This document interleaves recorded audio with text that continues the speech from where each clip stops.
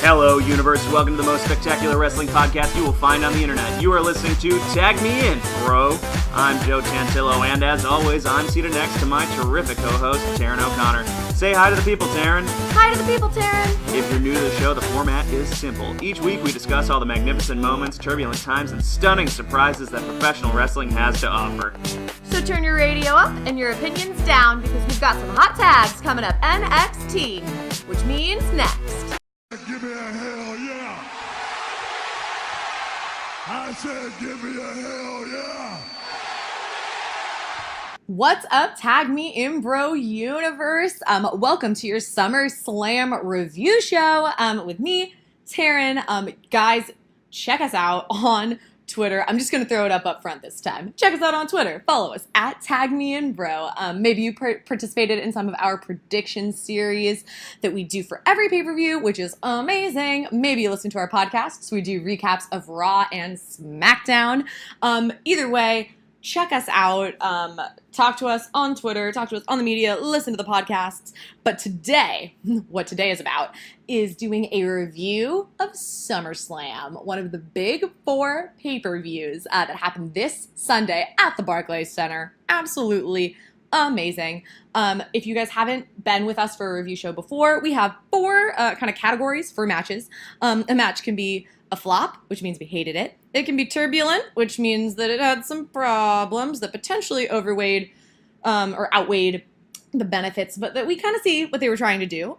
It can be actually good, which is when a match is good, and maybe we weren't expecting it, or maybe we were, and it lives up to it. And then the ultimo, the greatest rating, which is fuck me up with that match, which is just, wow. They're those matches that we wait for, that we want to talk about years from now, that we go back and we rewatch. They are our favorite matches of the year, not even just of the night. So without further ado, I'm going to do it a little differently. Sometimes we just go through the whole card and we'll do each match separately. I'm doing it by category. So I'm starting with the flops, and we're going to end up building our way up to the fuck me up with that matches. So we're going to eat our vegetables first and save dessert for the end.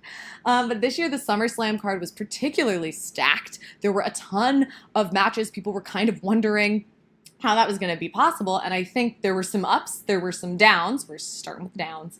But that ultimately it was one of the best SummerSlams in years, I think. I thought it was super captivating. Some really exciting, what almost felt like returns, some really exciting moments, some really nice feud continuations and conclusions, and some really satisfying moments for characters and storylines that we've been waiting for.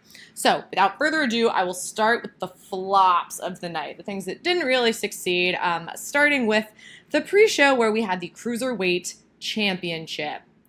Basically, this is a flop. It was Cedric Alexander versus Drew Gulak. I didn't care about it before. I don't care about it now, and Cedric Alexander retained, so I especially don't care about it. Would have been nice to have a heel champion. I think we needed one. Gulak has a little bit more character, but it just meant that I didn't care literally at all, and also the entire arena was maybe 20% full, so flop. Next on our flop list is the SmackDown Tag Team Championships. The Bludgeon Brothers versus the New Day. I nothing this. The Bludgeon Brothers won because, or they lost but retained because they brought out mallets. It was, of the DQs in the night, it was the worst one. It was kind of pointless. Why did we have it there? My voice doesn't even want to talk about it anymore. So the Bludgeons retained. Flop match.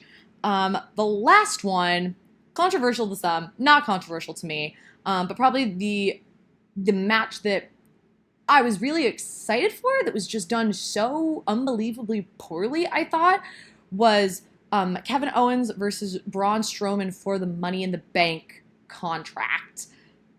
It was like a minute and a half, maybe 2 minutes long. Strowman retained.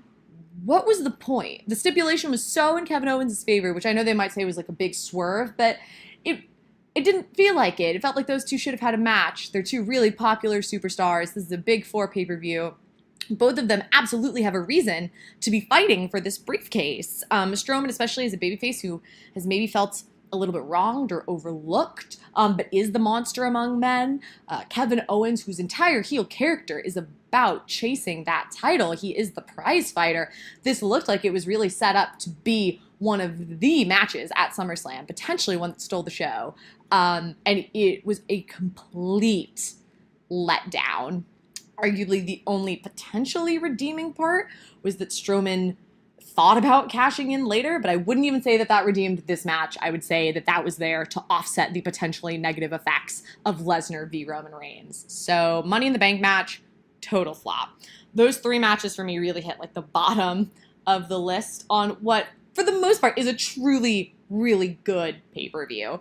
So moving up, without any further ado, we get to the kind of turbulent matches. They require, I think, a little more conversation about why they're on this list. But let's see. So, again, starting with the other two pre-show matches. I guess there's a reason they were on the kickoff show. I'll start with Rusev and Andrade. So it was Rusev and Lana and Andrade and Zelina Vega. Why does Zelina Vega have that weird flower crown that makes it look like she has ears, like bunny ears? It's strange. I don't like it. She never had it in NXT. It looks weirdly cheap. Yeah, it's my own personal call out, but weird. So Andrade won, which I didn't have an issue with. It felt like the point of this was to continue like the real feud, which is like the breakup of Rusev and Aiden English. And it felt like Aiden English was going to get like really involved to make Rusev lose, and that was maybe going to be its own blow up and its own development, and it didn't happen. And so because it didn't, Rusev just lost on the kickoff show. And I was like, can they go home after? Because honestly, with the timing of their match, they were the curtain puller. Rusev and Lana could have been back in the hotel eating bonbons and watching SummerSlam on the network by the time the real show started. So what was even the point? This is Rusev.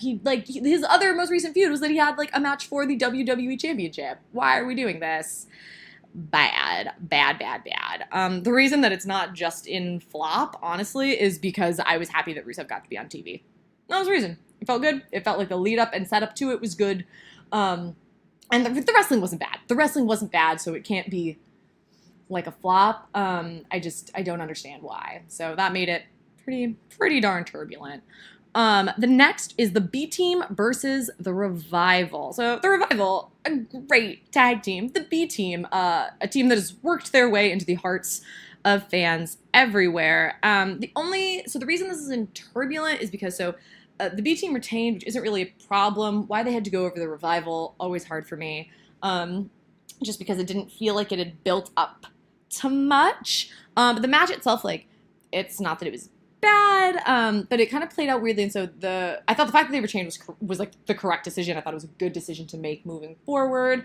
But I found it weird that afterwards they had like a backstage segment where they mocked The Miz before his match, even though they didn't split in like an aggressive way when they were no longer the Miztourage. So I don't know. That kind of surrounding element of like, why are they doing this? It didn't lead to anything new. I had problems with. And I found it more confusing than clarifying when them retaining should have been an easy wham bam, thank you ma'am, and we're done.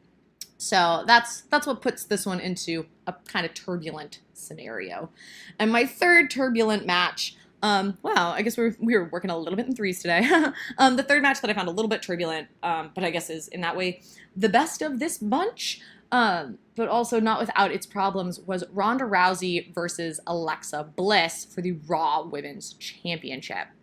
So I think the match itself, totally fine. Ronda won. Amazing. I'm actually really glad Ronda won. I think it means a lot that she won it from Alexa Bliss. The reason that this is turbulent is because what the fuck was the point of having the Bellas there at any point in time? Like literally at all. Why? Natalya got to come in like wearing her dad's jacket. That was all incredibly emotional and sweet to like be there for her friend. But why the Bellas? Why did the Bellas have to have a backstage segment where they said they were just there to support like their good friend Ronda, who I believe they've never met before? Why were they front row? Why did they come on stage after to congratulate Ronda Rousey? As though what did Ronda Rousey have to prove to them? like, I get it. Nikki was the longest reigning Divas champion. Arguably, Ronda has more to prove to Charlotte, who's now a 7-time champion, who's won every belt that there literally is to be won in this women's division. Nikki was the end of the Divas era. And I'm not trying to hate on the Bellas. I just think it's a very weirdly demeaning thing to do to someone who is such a worthy champion. And I don't even mean worthy in terms of wrestling. I know that Ronda's still, very green, but she's put on some great matches. She's the most popular women's athlete in the world. But for some reason, they didn't believe that her winning the championship would be big enough to be its own moment. They needed the Bellas to be there. I found that very discrediting. And I think that in those moments, we have to look at the things that discredit the empowerment of the women's revolution as much as the things that we love and highlight that do empower it. And I think in that moment, it was weird. It was weird. Ronda could have stood up by herself and on her own, and it would have meant just as much, if not more. So that, for me, is what puts this into the last of that kind of turbulent match setup. Moving forward, with only good things ahead, only happiness on the horizon, we are moving into our matches that we thought were actually good. All of our matches that we thought were actually good. Starting with the curtain puller of the main show of the SummerSlam pay-per-view, which was the Intercontinental Championship match between Dolph Ziggler and Seth Rollins. In Ziggler's corner, Drew McIntyre, the scariest specimen of a man you ever did see.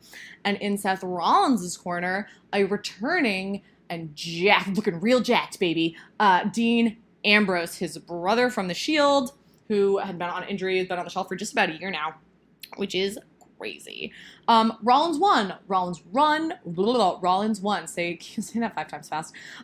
He won the IC championship. It's great to see Seth with that belt. I thought these two put on a really good match. They're very equally sized. Like, somebody put out the stats beforehand, and they're kind of like within an inch and a couple pounds of each other, which I think in wrestling, with a lot of the partner work that they have to do, makes it so much easier and makes it so much more likely that they are compatible and that their energy is going to be compatible in that ring. And I think it worked super well to their favor. I thought it was a really great match. It wasn't the best match I've seen between those two people, which is a little like, but I think that the championship switch was the right move. Dean and Drew McIntyre even had a little bit of, their own fight on the outside where Drew McIntyre was like, punch me and see what happens. And I was like, please don't, because it'll kill us all. But they were great. The partners stood in their corners. The couple things, I guess, that keep this from truly being a fuck me up with that match kind of a kind of caliber of match are that when Dean was in the ring after, I know it's kind of personal, but I thought there was going to be a heel turn. And I think they were there for just a little too long. So I think it ended up feeling weird that there wasn't one. It felt a little weird that they just, there was no big 4-man brawl. And it was just, Dean was just there to make sure everything, didn't get too rowdy and nothing got too rowdy. And then he was just happy for his friend. It didn't quite have that satisfying level of oh, we got that turn, or even oh, we got that big old secondary feud. It was really just kind of land a match. Seth is the new champion. It's a good match, but it just didn't quite put it over the top for me.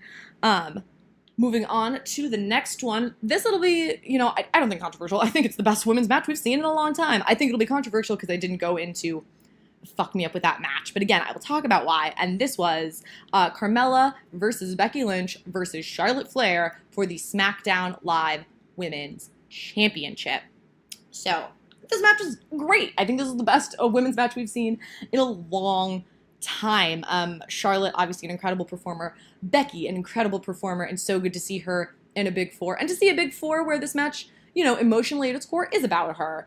And Carmella, who I think has grown so much and I think was able to really contribute to this match. Everyone looked fabulous, which I loved and tweeted about for a long time. But we saw a lot of in-ring storytelling, which was amazing. There was a moment where Carmella hit Becky and moved to make it look like Charlotte had hit Becky. So it built those seeds of distrust. Becky kind of got to throw Charlotte out of the ring. Becky and Carmella got to have that moment, which they put over, I thought, very well, where they were like, this is the match that Becky wanted, where it was her and Carmella really kind of going one-on-one. Becky put Carmella into the disarmor, and it looked clear as day like she had it, and then out of nowhere, Charlotte Flair did that, so sorry to interrupt my beautiful storytelling, but Charlotte Flair did this fucking incredible off the top rope, not moonsault, but like backflip into a twisty thing to fall into both girls and take them both out. Incredible. I haven't seen her do that before. That was magic. But so Becky's got Carmella in the middle of the ring. It looks like Mella's about to tap. Charlotte Flair comes from behind. Natural selection, an incredible move, especially to do from basically 0 feet because she like came in through the rope and just flipped over herself. Amazing. Natural selections Becky into the pin. 1, 2, 3. Charlotte Flair pins Becky Lynch to become the new women's champion. And Charlotte's like, yay. Charlotte is a 7-time champion. Incredible moment. To my understanding, there are a lot of boos. The boos were heavily muted on TV, I will say that. But then Becky goes after her. Becky beats her down. She goes for Charlotte, and she beats her and beats her and beats her. And, you know, it was that moment where she does, and Charlotte's kind of, you know, laid out, and then Becky gets to leave, and she gets to leave defiant, but with her head high, because she finally stood up for herself. And I think that the reason for me that kept us off of the fuck me up with that match, because it had everything that I look for in an incredible match. The wrestling was amazing. The spots were great. The in-ring storytelling was there. It was satisfying. All of those moments were real. The thing that really keeps it there for me is, that keeps it from, I guess, taking that next step, is that Becky doesn't feel like the heel.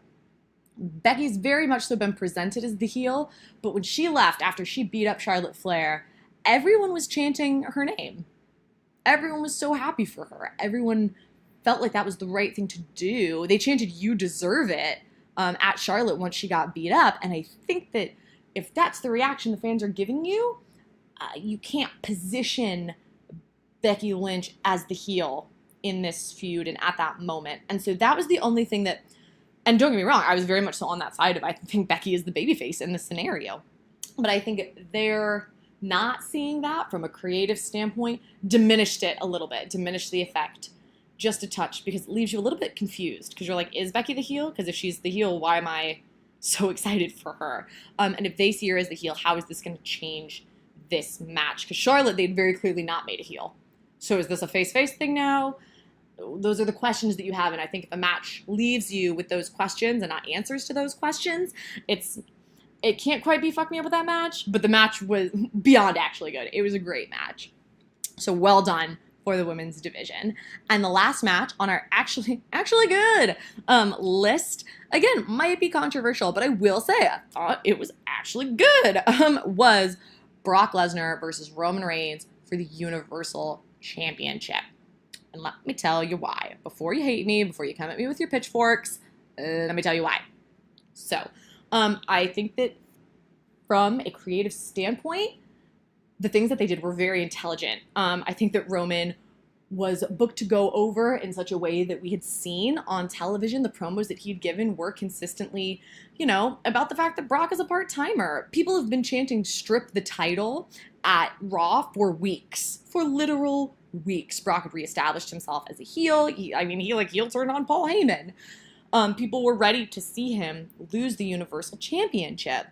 I think it was the only situation. I think they really created the one singular situation where people were going to cheer no matter what, even if it was for Roman, because people have been so sick and tired of Brock. And I'm certainly on that train. I was ready for that. I think that they kind of tried to pad a potential reaction or hedge against a negative reaction by bringing Strowman down to say, like, I'm not a coward, and people who cash in at the last minute are cowards, and I want you both to know that I'm going to let you fight, and whoever wins, I'm coming in there, and I'm cashing in my Money in the Bank contract, and I am going to be the champion, and you are going to get these hands. I thought that was an insane start to the match. Amazing, unprecedented that a cash-in would come from someone saying, I'm doing it, fight first, and then just sit and watch.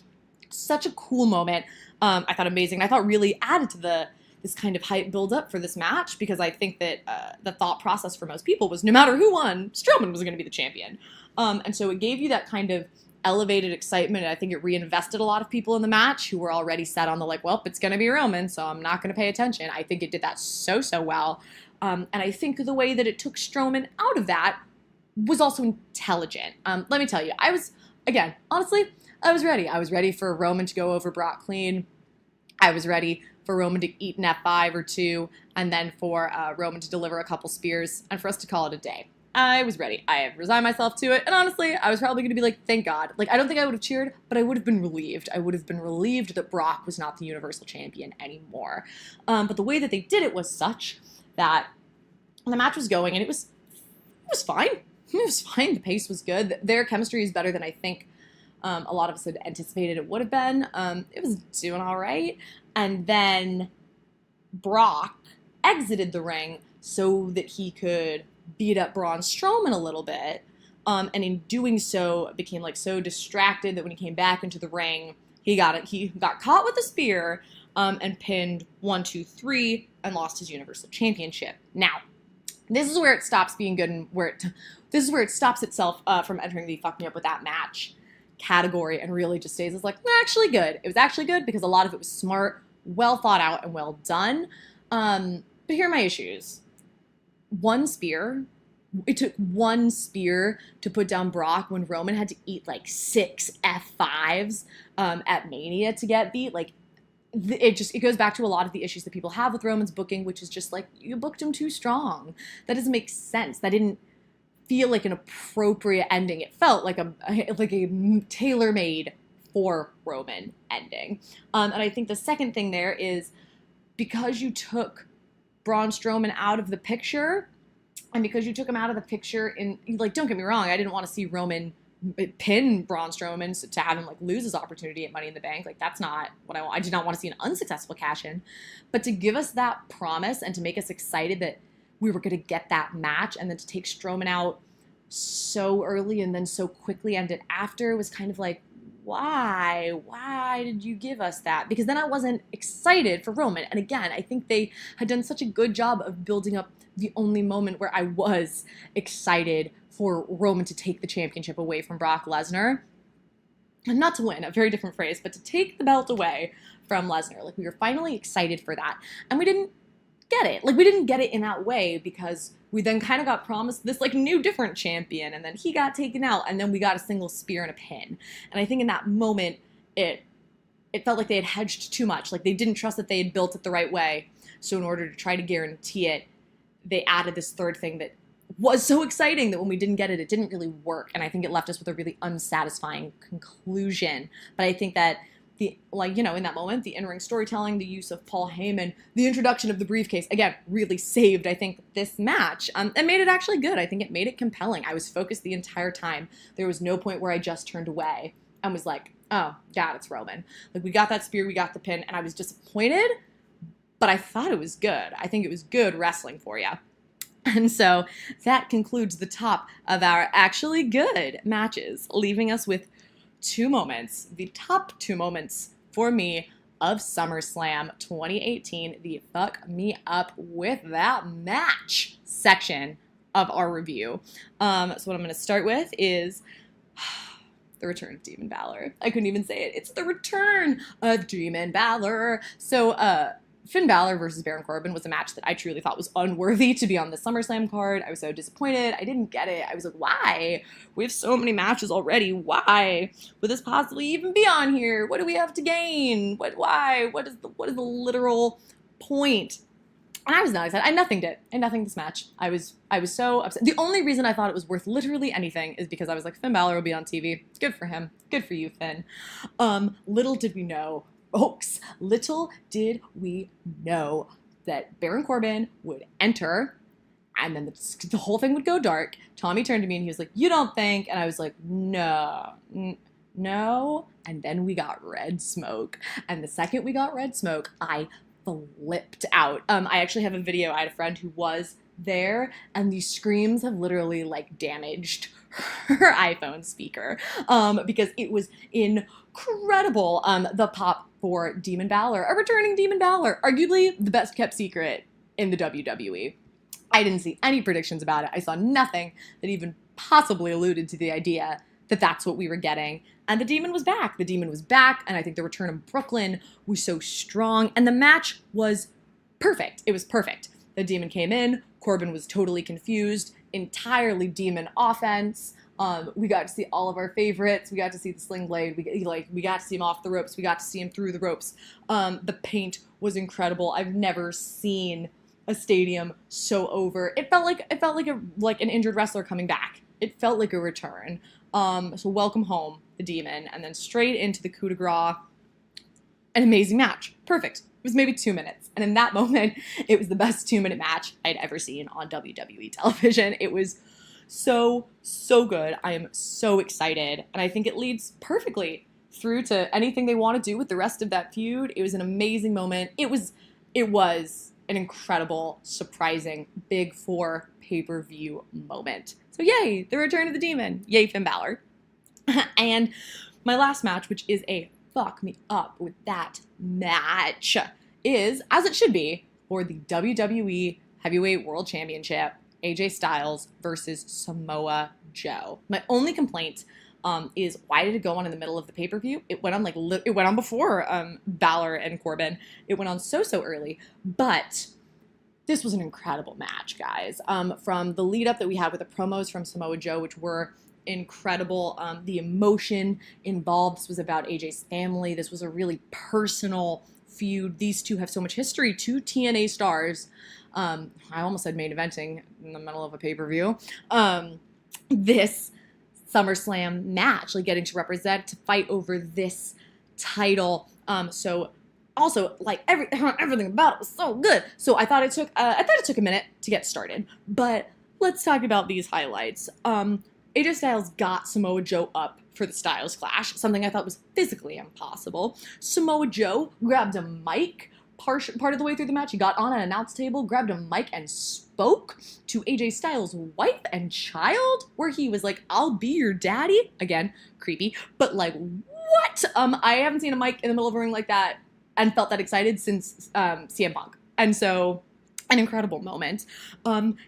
At that exact moment, and the camera work, it was perfect, a perfect moment. He grabs the mic, talks to AJ's wife.